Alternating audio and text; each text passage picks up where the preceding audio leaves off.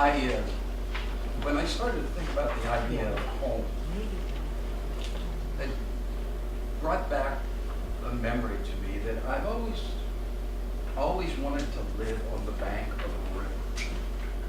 And there's a good reason for why I've always wanted to live on a river. I was born on the bank of the Ohio River, and my family has lived, still some parts of the family, for 200 years on the banks of the Allegheny River, about 50 miles north of Pittsburgh. And the story I'd like to share tonight is a story that I've created with the historical characters in my family, but giving a setting that has elements of an American frontier ghost story to it. The year was 1815, and a small group of pioneers moved west from Fairfield, Connecticut to western Pennsylvania. In this party, there were two brothers, Oliver and Aaron, in their 20s. Oliver was married, he had a wife, Ruth Ann, and they had two children. And in a wagon, they made that journey from Fairfield, Connecticut, to a little plot of land, about 200 acres, on the east bank of the Allegheny River. Now, when they arrived on the bank of the Allegheny River, it was a forest. They had to literally live in a cave for the first few months on that frontier settlement. And then they started cutting down trees and they built a cabin. And for the first year to 2 years, they lived in one cabin with the children, now 3 children, and the 2 men and Ruth Ann. And living on the frontier, well, the story that I'd like to share is about Ruth Ann's experience. Because for her, it was a lonely, lonely place. Her husband, Oliver, and his brother, they had each other. They had a friendship that was strong. And the children played together, but Ruth Ann, she had no women friends. The closest woman lived about 5 miles down the river, and she never had a chance to spend time with that woman. And so she had no one to talk to. And so it was one summer's night in that year, 1816, that Ruth Ann found herself in bed, lying next to her husband, who was asleep, and her children across the cabin. They were asleep. Her brother-in-law now living in the first small cabin that was down near the barn that had been built. They had themselves a farm, but Ruth Ann found it a lonely place. And on this night, a warm summer's night, she had the cabin door open, and she was lying in bed thinking about her home back in Fairfield. She was thinking about her mother and her 2 sisters and how she would give anything to be able to sit down with a pot of tea and talk with them back and forth and share. But it wasn't going to happen. She fell asleep that night, slept for an hour or 2, and then she heard a sound. It was the sound of a baby crying. When she heard the sound, she woke up enough to realize, to look across the cabin, and she saw her children were all asleep. That sound was coming from outside the cabin. Well, she nudged her husband and said, "Oliver, can you hear that sound outside the cabin?" He raised up on an elbow and he listened for a moment, and then he dropped back down and said, "It's just the wind blowing through the trees." Well, Ruth Ann knew it wasn't blowing through the trees. She listened. It sounded like a baby crying, but how could there be a baby in the middle of nowhere, out in that pasture crying? Well, she decided that maybe it was the wind in the trees, and so she pulled the cover up over herself and she drifted back to sleep. The next morning, Aaron, her brother-in-law, came up from the barn carrying a bucket of milk. Walked in, put it down on the table, and he said, "Looks like that cow's not giving proper milk. Hardly half a bucket of milk this morning." Ruth Ann looked at him and she said, "Well, You know, we did have some trouble with the cow getting into some acorns and things last year. Maybe she's got an upset stomach. We should keep an eye on her. Well, Aaron just put the bucket down, turned around and started out. And just as he walked out the cabin door, she called and said, "Aaron, did you hear anything last night outside your cabin?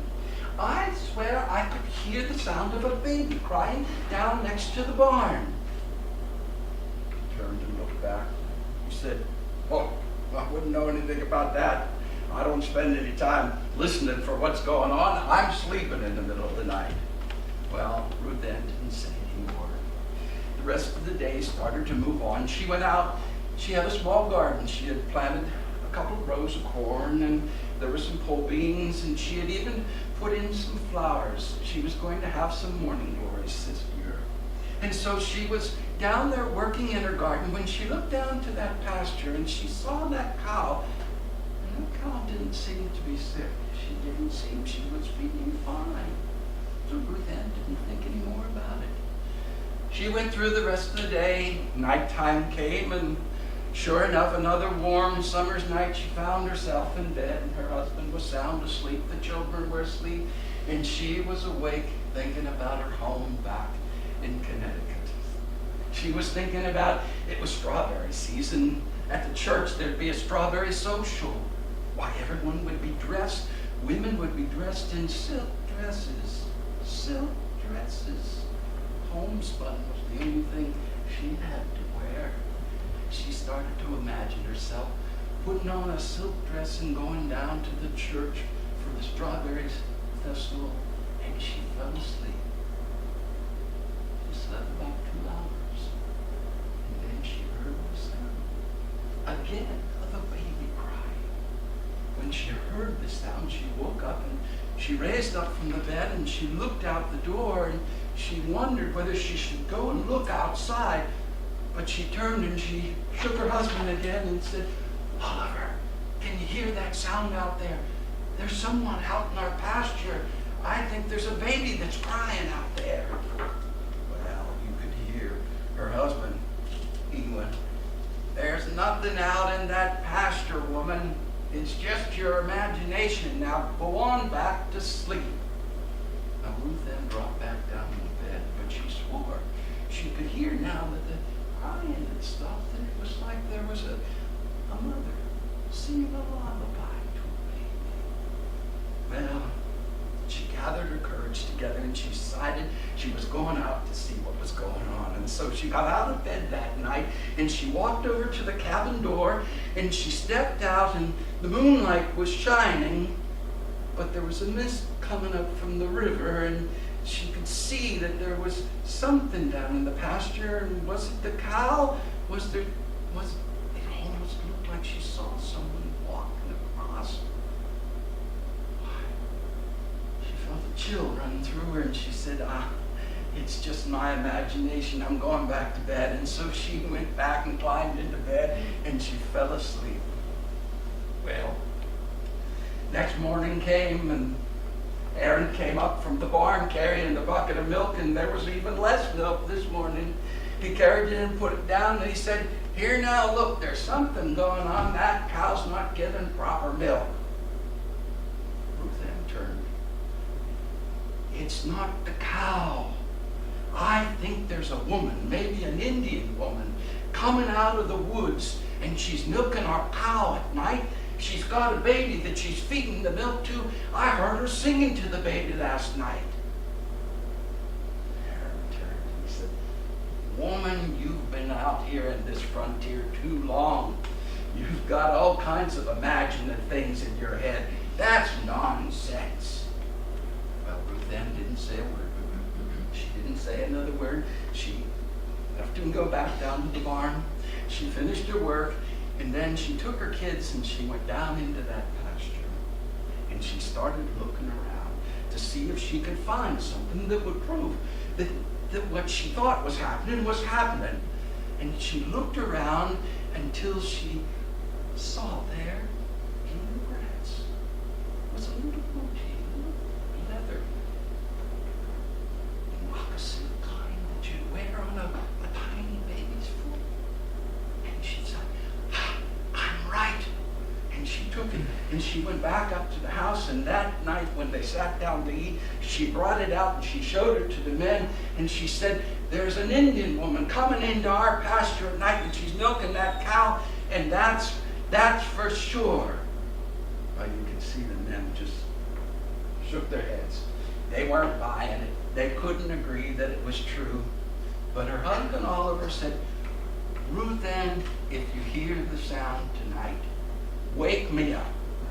Wake me up and I'll go with you. We'll go down and see what's happening. So Ruth Ann went to bed that night. She was lying in bed and she was thinking again of her family, of her mother and her sisters back in Connecticut. And she started to think, I don't want my children. I don't want my kids leaving my home and going further out onto a frontier.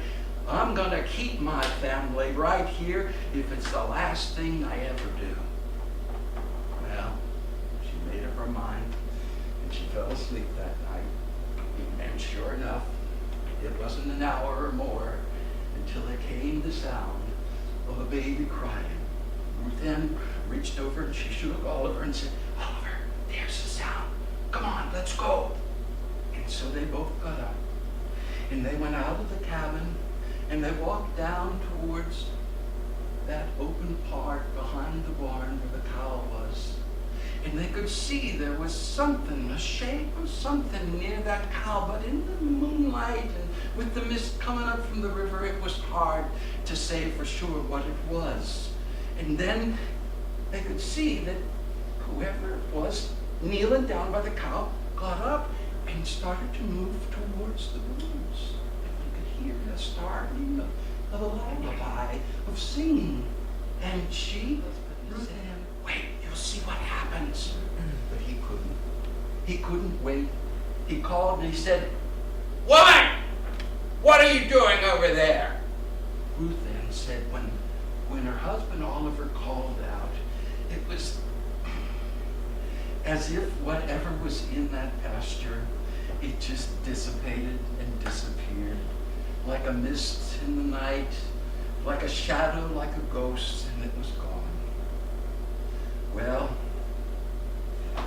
Ruth Ann, she had her family, and she lived the rest of her life.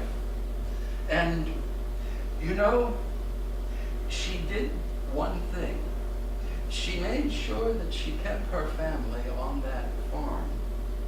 And the reason I know that for truth, that this young man and I once, several years ago, maybe 10, 15 years ago now, we canoed the Allegheny River to give me a chance to look over at that place, and we stopped. We stopped at a place that, if you look on old maps, it's still called Gray's Eddy.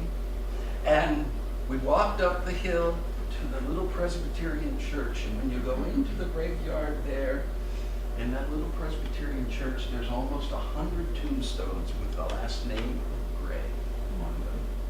Ruth Ann did what she said she would do. She kept her family on that land, and they've lived in that area for 200